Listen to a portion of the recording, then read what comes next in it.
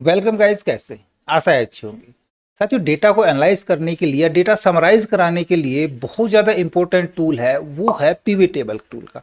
हमने एक्सेल में PV table को अच्छे से एक्सप्लेन किया था, बट हम एक्सेल छोड़ रहे हैं, हम स्विच कर रहे हैं जोहो सीट के ऊपर। तो यहाँ पे हमको पीवी टेबल कहाँ पे ऑप्शन मिलेगा, किस किस प्रकार से हम पीवी टेबल का एडवांस में यूज कर सकते हैं जोहो सीट्स के अंदर, ये सारा प्रैक्टिकली और बारीकी से जानते हैं इस वीडियो में। तो इस मंथ तक बने रहेगा। नमस्कार साथियों, मेरा नाम है मनोज कुमार और आप देख रहे हैं अपना यूट्यूब चैनल गुरुजी कंप्यूटर कोर्स। तो चलिए सीख लेते हैं। अब देखिए, यहाँ पे एक डेटा है, डेटा काफ़ी कॉम्प्लिकेटेड है, लेकिन ये तो सिर्फ सैंपल डेटा लिया है मैंने, थोड़ा सा डेटा है। डेटा बहुत ज़्यादा बड़ा होता है, कुछ महीने का डेटा है या पूरे साल का डेटा है। यहाँ पे मेरे पास ये एक महीने का भी डेटा पूरा नहीं है। अब उस डेटा पे हमने एनालाइज करनी है कि भाई प्रोडक्ट वाइज हमने टोटल सोल्ड क्वांटिटी देखनी है, या प्रोडक्ट वाइज हमने नेट सेल चेक करनी है, या फिर सेक्शन वाइज हमने नेट सेल चेक करनी है। ये सारे एनालाइज करने के लिए सबसे बेटर टूल आता है पीवी टेबल का। अब पीवी टेबल की सिंपल सी डेफिनेशन है कि पीवी टेबल क्या काम करता है या क्यों यूज करते हैं। जब भी हमने डेटा को समराइज कराना है, तो समराइज कराने के लिए हम पीवी टेबल का यूज करते हैं। One of best tool PV table. PV table के लिए हम सिंपल डेटा रख सकते हैं, यानी कि रेंज फॉर्मेट पे भी लगा सकते हैं और टेबल फॉर्मेट पे भी लगा सकते हैं। टेबल फॉर्मेट का इस्तेमाल क्यों करेंगे? जब भी हमने डेटा भविष्य में बढ़ाना पड़ता है, उसमें और एंट्री करनी पड़ती है, तो पीवी टेबल भी ऑटोमेटिक उस डेटा को पिक करा ले। यदि डेटा हमारे पास फिक्स है तो रेंज फॉर्मेट पे भी हम टेबल बना सकते हैं। क्लियर? यहाँ तक तो सारी बातें क्लियर होगी। चलो आगे चलते हैं। अब सवाल आता है पीवी टेबल यहाँ पे है कहाँ? इंसर्ट में नहीं मिलेगा, जबकि एक्सेल में आपने देखा होगा इंसर्ट के अंदर होता था पीवी टेबल। यहाँ पे पीवी टेबल मिलेगा आपको डेटा के अंदर, और डेटा में हम जाएंगे, देखो पीवी टेबल मिल रहा है। यहीं से हम पीवी चार्ट ले सकते हैं, यहीं से हम स्लाइसर लगा सकते हैं, और यहीं से हम टाइम लाइन्स लगा सकते हैं। सबसे पहले तो पीवी टेबल क्रिएट करनी पड़ेगी, तभी हम टाइमलाइन लगाएंगे। टाइमलाइन जब लगेगी जब हमारे पास कोई डेट की फील्ड होगी, यानी डेट नाम का कोई कॉलम होगा, तभी हमारे पास टाइमलाइन लगती है। ध्यान रहे आपको, ठीक है। तो सिंपल तरीके से हम टेबल किस प्रकार से यूज कर रहे हैं पहले वो बताते हैं। क्रिएट पीवी टेबल पे क्लिक करा लेंगे। देखो यहाँ पे डेटा रेंज इसने ऑटोमेटिक पिक करा ली, वरना हम सेलेक्ट करा देते। आप पीवी टेबल कहाँ पे चाहिए? न्यू सीट के अंदर चाहिए या एग्जिस्टिंग इसी सीट के अंदर हमको यहाँ पे बनानी है, या न्यू सीट के ऊपर जा करके हम ओके करा देंगे तो पीवी टेबल एक नई सीट के ऊपर बन जाएगी। और देखो यहाँ पे लुक काफ़ी अच्छा दिख रहा है पीवी टेबल का, है ना। फॉर्मेट काफ़ी अच्छा आया है।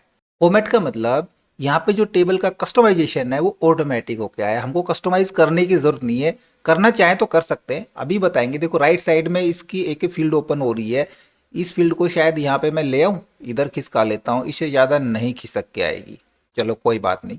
अब एक और चीज़ खास बात यहाँ पे देखो, पीवी टेबल के लिए जैसे ही सारी फील्ड यहाँ पे नजर आ रही है, हमारे डेटा के अंदर जितनी भी फील्ड थी सारी फील्ड यहाँ पे मिलेंगी आपको। बट यहाँ पे क्या एडवांस है? यहाँ पे एडवांस ये है कि यहाँ पे फील्ड का टाइप भी हमको पता चल रहा है कि किस टाइप की फील्ड है। सेक्शन है, टेक्स्ट टाइप की है। प्रोडक्ट है, टेक्स्ट टाइप की है। सॉलिड यूनिट्स है, ओनली नंबर्स है हैज के साथ, है ना। जहाँ पे प्राइस या हमने करेंसी डाली होगी तो करेंसी सिंबल दिखाता, बट हमने कहीं भी करेंसी नहीं डाली है, सिंपली वहाँ पे नंबर दे रखे हैं। तो यहाँ पे एक सबसे बड़ा बेनिफिट, हमको उस डेटा की फील्ड का टाइप भी पता चल रहा है। जैसे पहले ये डेट फील्ड है ना। अब डेटा को समराइज किस प्रकार से करना है, कॉलूमर करना है या रो वाइज कराना है? भाई रो वाइज कराएंगे तो हम किस प्रकार से करा रहे हैं? प्रोडक्ट वाइज ले रहे हैं, सेक्शन वाइज ले रहे हैं। मान लीजिए हम प्रोडक्ट वाइज लेना चाह रहे हैं, तो प्रोडक्ट को उठा के हम सीधा रो फील्ड के अंदर रख देंगे। तो आप इधर आकर देखोगे यहाँ पे हमारे पास प्रोडक्ट, जो वहाँ पे यूनिक प्रोडक्ट थे वो निकल के आ जाएंगे। देखो मैं इस पीवी टेबल को ना इधर खिसका लेता हूँ ताकि ये इसके साथ रहेगी, तो हमको सारी फील्ड नज़र में आती रहेंगी। पीवी टेबल पे रहेंगे, देखो यहाँ से फील्ड हमारी टास्क पेन बंद होगी ना, तो यहाँ से हम क्लिक करा के ओपन करा लेंगे। अब देखो दोनों चीज़ें नज़दीक है हमारे पास। दूसरा, हमको प्रोडक्ट वाइज क्या चेक कराना है? हमने प्रोडक्ट वाइज नेट सेल निकालनी है, तो नेट सेल को हम यहाँ से पकड़ के और यहाँ पे ड्रॉप करा देंगे। देखो यहाँ पे प्रोडक्ट वाइज नेट सेल हमारे पास आ चुकी है। अब साथ में हम ये देखना चाहें कि जितने भी प्रोडक्ट्स हैं ये किस किस सेक्शन के अंदर आते हैं। वो सेक्शन हम इधर लगाएं या कॉलम में लगाएं। तो देखो पहले तो इधर लगाता हूँ, हम सेक्शन को उठाएंगे और इस पर प्रोडक्ट के नीचे डाल देंगे। देखो यहाँ पे ये सेक्शन में बढ़ जाता है, लेकिन ये कुछ अच्छा नहीं दिख रहा। तो हम क्या करें, इनको चेंज करा देते हैं। सेक्शन को ऊपर रखते हैं, प्रोडक्ट को नीचे रखते हैं। तो यहाँ पे सेक्शन वाइज प्रोडक्ट हमारे पास नजर आ जाएंगे। सेक्शन हो गया, प्रोडक्ट हो गया, सेक्शन हो गया, इसके प्रोडक्ट, सेक्शन इसके प्रोडक्ट। ये भी आपको यदि एनालाइज का तरीका अच्छा नहीं लग रहा, आप अच्छे से समराइज नहीं कर पा रहे, तो हम सेक्शन को उठा के कॉलम फील्ड में रख देंगे। अब देखो यहाँ पे सेक्शन हमारे इधर नजर आएंगे और सभी प्रोडक्ट सेक्शन वाइज ऐसे बढ़ जाएंगे। तो पिवट टेबल बनाना सिंपल है ना, ज़्यादा मुश्किल नहीं है। चलो फिलहाल मैं सेक्शन को हटाता हूँ। हम सेक्शन ऐसे नहीं ले रहे हैं, हम सेक्शन को एज ए फिल्टर ले रहे हैं। देन सेक्शन को उठा के हम फिल्टर फील्ड में रखा देंगे तो ऊपर एक फिल्टर लग जाएगा। ये सभी सेक्शन का डेटा है। हम देखना चाहें कि इसमें से भाई गवर्नमेंट सेक्टर का कौन सा है, फिल्टर करा लेंगे तो गवर्नमेंट के अंदर ही है। हम इस प्रकार से फिल्टर भी यूज करा सकते हैं। क्लियर करा लेंगे फिल्टर को, फिल्टर क्लियर हो जाएंगे। वापस सेक्शन को मैं ऐसे रिमूव करा देता हूँ। चार्ट इंसर्ट कराना चाह रहे हैं, चार्ट भी हम टेबल पे बना सकते हैं, पिवट टेबल पे चार्ट ले सकते हैं। सिंपली इस डेटा के ऊपर रहेंगे, हम चार्ट पे चले जाएंगे। किस प्रकार का चार्ट हम बनाना चाह रहे हैं वही चार्ट हम यहाँ से इंसर्ट करा लेंगे तो उस डेटा के ऊपर हमारा चार्ट बन जाएगा। तो एक पर्टिकुलर वीडियो मैं चार्ट के ऊपर बनाऊंगा, तो यहाँ पे कंप्लीट चार्ट हम रीड नहीं करेंगे, पूरी चार्ट की सेटिंग किस किस प्रकार से हम चार्ट ले सकते हैं। लेकिन अब एक एडवांस फीचर की तरफ चलते हैं पिवट टेबल के, जो ज़्यादातर यूज में आता है। अब देखिए यहाँ पे डेटा मेरे पास ये है, क्या आप डेटा देख पा रहे हैं? इस डेटा के अंदर सीरियल नंबर दिए गए हैं, डेट दी गई है, आइटम दिए गए हैं और उसकी सेल्स यूनिट दी गई है। इसके साथ एक टेबल और है वो नेक्स्ट सीट के अंदर, जिसके अंदर आइटम्स हैं और उनकी टारगेट सेल दी गई है। ठीक है ना, शैम्पू की टारगेट सेल 50 है और जबकि यहाँ पे शैम्पू कितने बिके हैं भाई, 10-15 अलग अलग डेट पे अलग अलग क्वांटिटी बिकी है। अब मैं पीवी टेबल बनाना चाह रहा हूँ जिसके अंदर आइटम्स नेम, सेल्स क्वांटिटी हो और टारगेट सेल हो और उसके ऊपर मैंने चार्ट क्रिएट कराना है। देखो सिंपली हम पिवट टेबल किस प्रकार से बनाएंगे वो अभी जस्ट मैंने आपको बताया था। लेकिन अब हम पिवट टेबल बना रहे हैं अलग अलग, यानी कि डेटा हमारे पास अलग अलग सीट के ऊपर है और उनको हमने एक ही पिवट टेबल पे कनेक्ट कराना है, यानी कि कनेक्शन क्रिएट कराना है। मल्टीपल सीट से डेटा एक पिवट टेबल के अंदर लेके आना है। तो इस चीज को बोलते हैं डेटा मॉडलिंग। और डेटा मॉडलिंग के लिए जो भी हमारे पास डेटा रेंज है उसको टेबल फॉर्मेट में करना जरूरी है। ये पूरा डेटा मेरे पास टेबल फॉर्मेट के अंदर है। यहाँ पे टेबल फॉर्मेट बनाने के लिए हम यहाँ से टेबल का यूज कर सकते हैं, है ना। फॉर्मेट ऑप्शन ले लेंगे, टेबल फॉर्मेट में डेटा कन्वर्ट हो जाएगा। या फिर शॉर्ट की होती है इसकी Ctrl-Alt-T, तो हम वो डेटा रेंज डाल करके कंटेन एज हेडर ओके करा लेंगे, तब भी हमारा ये टेबल फॉर्मेट में कन्वर्ट हो जाएगा। मैंने इसको कन्वर्ट किया है टेबल के अंदर और इसका नाम मैं दिखाऊं आपको, ये टेबल 1 है और जो दूसरा डेटा है इसका नाम टेबल 2 रखा हुआ है। ऐसे ही जितनी भी आपके पास अलग अलग सीट्स है या अलग अलग डेटा है उनको टेबल फॉर्मेट में कन्वर्ट करा के उन टेबल्स का नाम डाल लें। जब टेबल फॉर्मेट में कन्वर्ट करा लेंगे तब आपका डेटा मॉडल बनेगा, वरना डेटा मॉडल बनाने में परेशानी आएगी, नहीं बनेगा। सिंपली हम पिवट टेबल इंसर्ट कराते हैं तो यहाँ पे देखो आपको सिंपल पिवट टेबल का ऑप्शन मिल रहा है। हम ले लेते हैं पिवट टेबल, हम एग्जिस्टिंग वर्कशीट के अंदर बना लेते हैं, यहाँ पे पिवट टेबल क्रिएट करा लेते हैं, ओके करा दें। अब इधर हमको क्या चाहिए, आइटम चाहिए, हमको सेल्स यूनिट चाहिए, अब हमको यहाँ पे टारगेट सेल चाहिए जो कि दूसरी सीट के अंदर है, यानी कि दूसरी टेबल के अंदर है। अब एक इंपॉर्टेंट जानकारी मैं आपको दे दूं कि जोहो सीट्स हो या गूगल सीट्स हो, जो भी हम ऑनलाइन स्विच यूज कर रहे हैं उनके अंदर डेटा मॉडल का ऑप्शन नहीं होता है। ये ऑप्शन डेस्कटॉप एप्लीकेशंस के अंदर होता है, जैसे पावर बीआई, माइक्रोसॉफ्ट एक्सेल हो गया, है ना, इनमें ये डेटा मॉडल का ऑप्शन मिलता है। फिर हम यहाँ पे डेटा मॉडलिंग किस प्रकार से करेंगे, उसके लिए हमको एक और स्विच की जरूरत पड़ेगी या कहें एक और एप्लीकेशन की जरूरत पड़ेगी जो जोहो की ही एप्लीकेशन है, जिसको कहते हैं जोहो एनालिटिक्स। उसके लिए हमने उस पर लॉगिन कराना पड़ेगा। हम चले जाएंगे जोहो एनालिटिक्स के ऊपर और वहाँ पे हमारे पास बहुत सारी कैटेगरी नजर आएंगी। हम यहाँ पे कनेक्शन क्रिएट करेंगे। कनेक्शन क्रिएट करने के लिए सबसे पहले हमको अपना एक स्पेस क्रिएट करना पड़ेगा। तो ऑल पे जाने की बजाय मैं मोस्ट पॉपुलर पे चला जाता हूँ और यहाँ पे देखो जोहो वर्क ड्राइव हमको मिल रहा है ना, यहीं पे हम एक अपना स्पेस क्रिएट कर लेंगे। इसका नाम जो भी हम डालना चाहें, माई स्पेस क्रिएट करा लेंगे। डिस्क्रिप्शन देना चाहें, अब जो डिस्क्रिप्शन दे रहे हैं वो डिस्क्रिप्शन डाल सकते हैं। जोहो सीट्स हम कहाँ से ले रहे हैं, हम अपनी इस जोहो बुक की इस न्यू वर्क बुक से ले रहे हैं, ओके करा लेंगे, नेक्स्ट करा देंगे।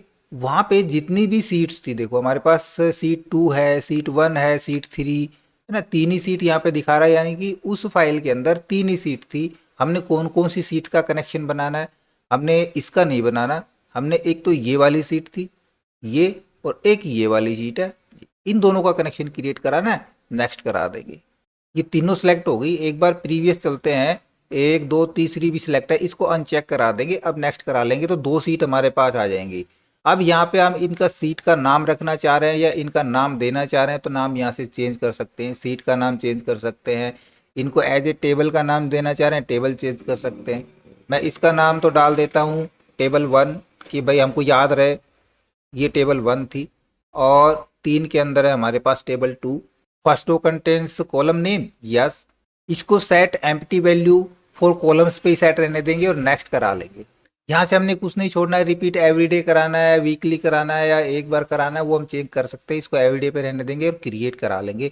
तो हमारे पास यहाँ पे डेटा मॉडल क्रिएट हो जाएगा। ओके करा देते हैं। डेटा मॉडल कह रहा हूँ, हमारा एक वर्क स्पेस क्रिएट हो जाएगा जिस स्पेस के अंदर हमने ये दोनों टेबल्स यहाँ पे रख लिए। अब इनका कनेक्शन बनाना है। कनेक्शन बनाने के लिए हम वो कॉलम नेम चुनेंगे जिस कॉलम के थ्रू हम इन दोनों को कनेक्ट करना चाहेंगे। उसके लिए आप यहाँ पे डेटा पे चले जाओगे। डेटा के अंदर आपको दोनों टेबल्स मिल रही है, नीचे देखोगे आप मॉडलिंग डायग्राम है ना, यहाँ से हम डेटा मॉडल तैयार करेंगे।